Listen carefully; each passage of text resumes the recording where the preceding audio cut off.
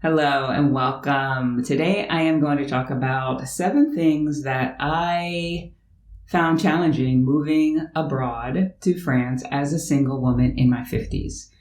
Thank you so much for joining me today. If you're new here, my name is Patricia Brooks, and I help single women who have been aching to move abroad for a long time, but for whatever reason, they have not managed to make that their reality. I help them move out of that frustration and into a place of confidence and feeling empowered to take the steps that are necessary so that they can finally go from living in a country that no longer suits them to living and thriving in one that does.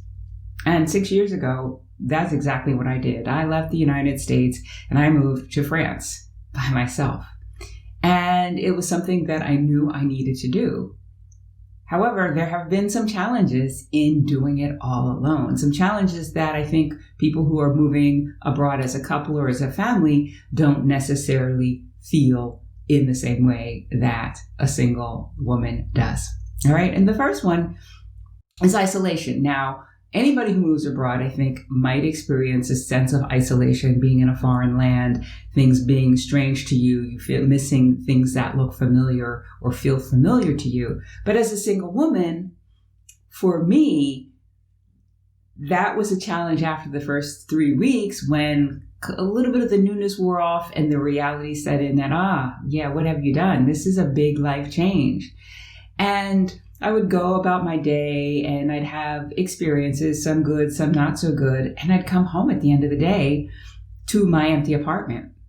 And I couldn't share what had not gone so well with anybody because there was nobody there. Certainly I could have gotten on a video call with a friend back home, but they would only be able to empathize so much not having ever lived abroad. And so the moments like that, when I wanted to share what I had done that I felt stupid about or how frustrated I was with how something administrative was going, that was all on me to kind of churn through on my own. And so that sense of isolation is magnified when you don't have somebody who gets you and with whom you can commiserate, who is actually going through a similar thing as you.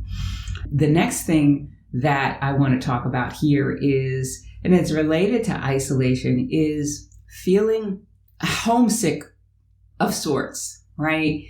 I did not experience homesickness when I moved to France. It was the right thing for me to do. I wasn't missing Richmond, Virginia. That was not my situation. But when I talk about that isolation, there's also the isolation of not being able to commiserate with people who really know you and understand your situation. But there's that sense of isolation from things that are familiar with you or to you.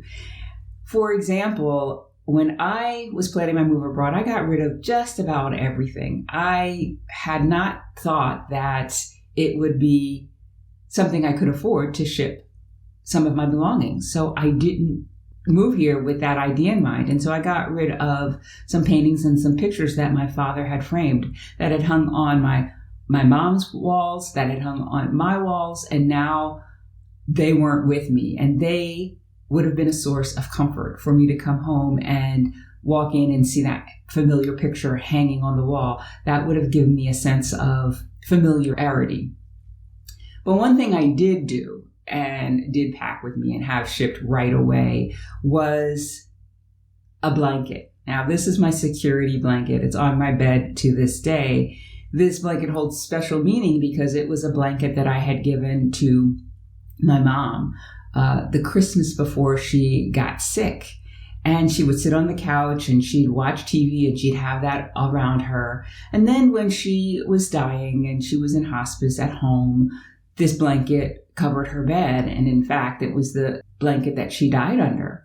And so when she died, I inherited that. And that was a blanket that just gave me a sense of feeling close to somebody who knew me, who loved me. And so that was something I had shipped. And so I have that on my bed to this day. And that's something that grounds me. But isolation and homesickness of sorts, as I say, was something that I had to deal with. And the way that you can manage that is making sure that you have some things that you enjoy from your home, things that make you feel comforted with you when you move abroad. So if I had to do it over again, I would have brought more things like that in the beginning. Another thing that creates this sense of isolation when you're living in a foreign country is feeling like a foreigner, right? When I would go into the pharmacy to get my prescriptions, every single time they'd ask me for my carte vitale, the health insurance card. Now, in the beginning, I was eligible for one, but I didn't know it. So for the first couple of years, I did not have one. And so each time I'd go into the pharmacy, they'd ask me for that. And when I'd say, oh, no, I don't have one, I'm paying in cash, they'd look at me like I'd have three heads. And that was jarring to feel like, oh, am I so different to be paying out of pocket? And that increased that sense of isolation, but also going into the prefecture and, the guard standing guard and kind of saying, what's your business here? Making you feel like you were foreign, that you were doing something wrong, never made me feel comfortable. And again, it's just another experience that had I had somebody to say, oh yeah, you went to the prefecture too? Oh, you experienced that? Oh yeah. So what's the best way to work around that? That would have been really, really helpful. So feeling like a foreigner, feeling not accepted, feeling different, and knowing that, oh yeah, I was doing this strange thing that most people don't do on my own.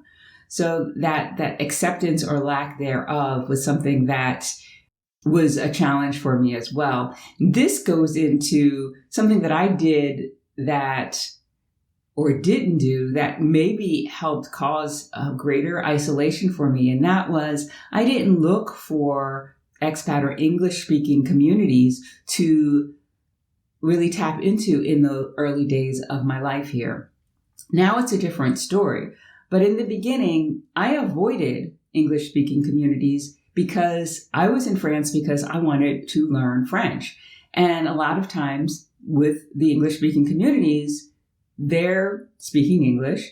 Maybe some of them know the language. Maybe they know French, but that's not what we're speaking. And so I did not want to delay my progress in getting fluent in French. And so I kind of avoided those. And so that could have been something that might have slowed my progress down in making connections or being able to have a group of people who kind of got what was going on for me that I could bounce ideas off of and really feel understood. And as I say now, that's not a problem. I, make friends with people who I like to be around, whether they speak English, whether they speak French, whether they speak Spanish, although my Spanish is not that good yet. But that is not something that I have put in my way anymore. And I think it's important to have a balance, especially if you want to learn the language. Make sure that you have a balance of friends who speak the language that you're learning, but also friends who may be foreigners as well and who might get your experience. All right. So that's number 4. One of the things that I feel like has grounded me since I started my business here in France is the fact that I have created a community of like-minded women, single women who are making a move abroad or who have made their move abroad and with whom I can talk to every week and hear what's going on for them and share my experiences and help them through so that it doesn't feel like I'm going through this all alone, but also they're not going through it all alone, and especially since many of them have not even made their move abroad. So the community that I've built with the Carefree Expat Incubator Program is something I wish I had when I first settled in France. I think this would have helped me with a lot of the things that I've just shared with you now. Now, another thing I struggled with was making friends. I knew that because I have introvert tendencies that I was really going to have to put myself out there in a way that felt uncomfortable. And I did. In those first couple of months, I did. I, went to laughter yoga classes. I went out for drinks, and that was really hard because there was certain cliques in the meetup groups that I was attending. And that was hard. But one of the things that I recognized was that when I did find somebody to hang out with, I didn't necessarily always vet them well. It was like, oh, this is a person who is willing to hang out with me. I'm here in a foreign land all by myself. I just want somebody to talk to. And as time progressed, I saw how a lot of those people really weren't good fits for me as friends. We just weren't on the same wavelength. We just didn't have anything in common. So some of those early people who I would consider friends were not necessarily the friends that I would have today or would have chosen now as the person I am, knowing the importance of being around people with good energy and who I enjoyed being around, right? So that was a challenge because I was doing this thing that I knew I needed to do, put myself out there, and then hanging out with people who didn't necessarily click with my vibe. And there was a little bit of an internal conflict because I'm like, oh yeah, yay, I'm going out with this person who I really don't want to go out with, but at least I won't be alone, right? That sort of thing. Now I recognize that I don't have to be around friends in order to feel complete, right? I am very comfortable on my own. I think that's one of the blessings of being an introvert, that you can entertain yourself and feel okay being alone. But the problem when you've moved abroad alone is that you've got a lot of alone time, and even introverts need to get out and intermingle. And that piece, the introvert piece, along with wanting or shying away from people who aren't necessarily your people, now can be something that could be a challenge. But I think I've got a good balance because in addition to having those introvert tendencies, I'm an independent person. I am very independent. Now, I don't know if I've always been as independent as I am today, but I know after I got my divorce, I recognized that, or even when I was married, I recognized that if I wanted to do something that I wanted to do and there was nobody around to do it with, then I was going to have to do that thing. If it was a movie I wanted to see or a play I wanted to go to, or, go to Canada, I knew that I didn't need anybody else. I recognized that if I was going to do those things, that I was going to have to do that alone. And so that created a source of independence in me, which is wonderful because now I can solo travel. I felt comfortable enough to make a move abroad alone. But that independence can also interfere when you are putting down roots in a new country and you're trying to find your way. You don't know how things are working out. And oftentimes there are people who are willing to help because they recognize what a big hurdle that you are working to surmount. And so they're willing to help, but sometimes they don't know that you need help. And if you're independent, a lot of times you don't ask for help. I was fortunate enough to meet a good friend, Jordy, at the end of my stay, my first year in Perpignan. And he was a lifesaver because I was looking for a place to store the things I had accumulated over the course of a year in Perpignan, and until I came back from the States and could move into my new apartment in the village I'm in now. And he's like, yeah, we do have storage. We don't have a ton of them. It's not like the United States, but I've got storage in my basement, in my apartment basement, and you can just store your stuff there for the couple of months you'll be away. And I was like, oh, thank you. And it's things like that. I asked him about something, but I didn't ask him for help. But knowing that even as an independent person, that is something that you can and should do to help ease your way, help to actually build friendships. That is something that I wasn't comfortable doing, but it's something that will help you so much as you settle into your new country. Ask for help. Don't be too independent. Okay? Another thing is the money mindset thing. So moving abroad alone, on your own, and financing it on your own can be scary.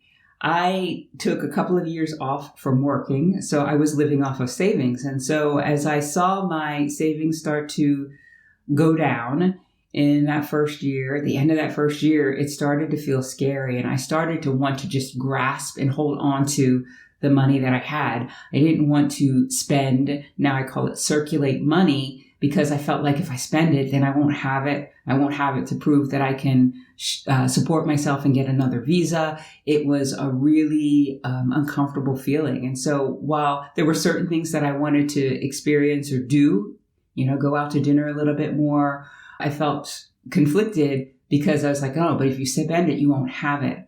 And so my money mindset has definitely evolved since year one, but it's gradually evolved. And I think had I been, in a relationship, I think some of that fear or that discomfort around circulating money and doing the things that would bring me joy in this new life here would have been easier to do, because we would have been sharing expenses. We would have been going in half for the rent and for food and all of that. And I think that would have been a little bit easier to deal with.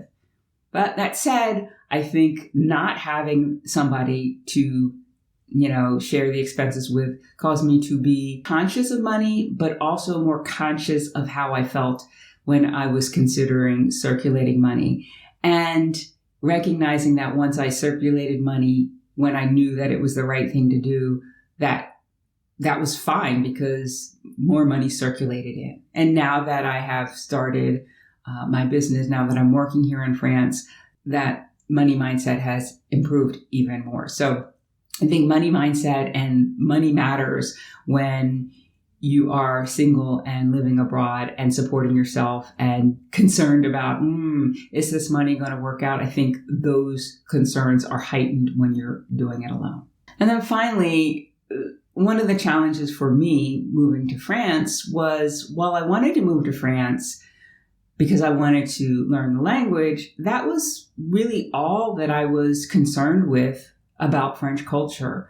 A lot of people have a dream of living in a foreign country. And if they've chosen a certain foreign country, it's because they have an affinity for the culture. And they have really dived into French culture from afar. And so maybe they're watching French television series, or they know French music, or they know French food, or any of the above. For me, it wasn't that. For me, the language was the thing that was the draw. And I wasn't watching French TV series. Well, I wasn't watching American series, right? So I'm really kind of in the dark on both fronts. And so moving to France without that context, I think also caused me to feel a little bit more of an outsider. I wasn't finally living in this place that I'd seen in all of these movies, or that I read about in these French books. It was, oh yeah, I'm here in France learning French. But beyond that, the cultural basis was not something that grounded me. And I think sometimes set me off because I wasn't really clear on, how French things worked or what French people were like. And so I think that took a little bit of getting used to. Now, yeah, I feel like I get it. And I'm a little bit more immersed in French culture and French food, but still a little bit on the outskirts. And I feel like, that makes me a little bit different. But I know that everybody is unique, and that my experience here is a good one for me, but also for the people I come in contact with, regardless of my level of cultural maturity here. All right. So those are 7 challenges I faced as a single woman moving abroad in her 50s. Which one of these surprises you the most? Let me know in the comments. Now, as I said, I help single women who have been longing to move to a foreign country, and they've thought about it and they've done their research on it, and Maybe they even started to get rid of some things so that they can make the move, but something holds them back. They can't seem to get traction or momentum going so that they can finally stop dreaming about it and finally start living in that place that fills them up, that makes them feel lighter and freer to be themselves. And if that is your story, then your next move that is going to move you toward your dream of living in your dream country is to schedule a call with me.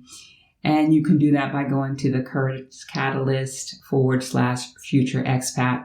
And we can have a conversation. It's a discovery call where we'll talk about why it is you want to move abroad, where it is you want to move abroad, the things that you find most challenging, and if our working together could actually move the needle, move the bar, and get you to that foreign country sooner and with more ease and feeling less alone and isolated. So check out the link to my calendar in the description, schedule your 15-minute discovery call, and then we can go from there. All right. So life abroad is wonderful, but it's not without its challenges. And hopefully this video has helped you to see what it was like for me as a single woman to make this move and give you some ideas on what you can do to alleviate or eliminate some of the challenges that you might face once you make your leap. So if you enjoyed this video, be sure to share it with friends, give it a thumbs up, subscribe, and check out these videos here next because I know you will enjoy those as well. So that's all I've got for you today. Bye for now.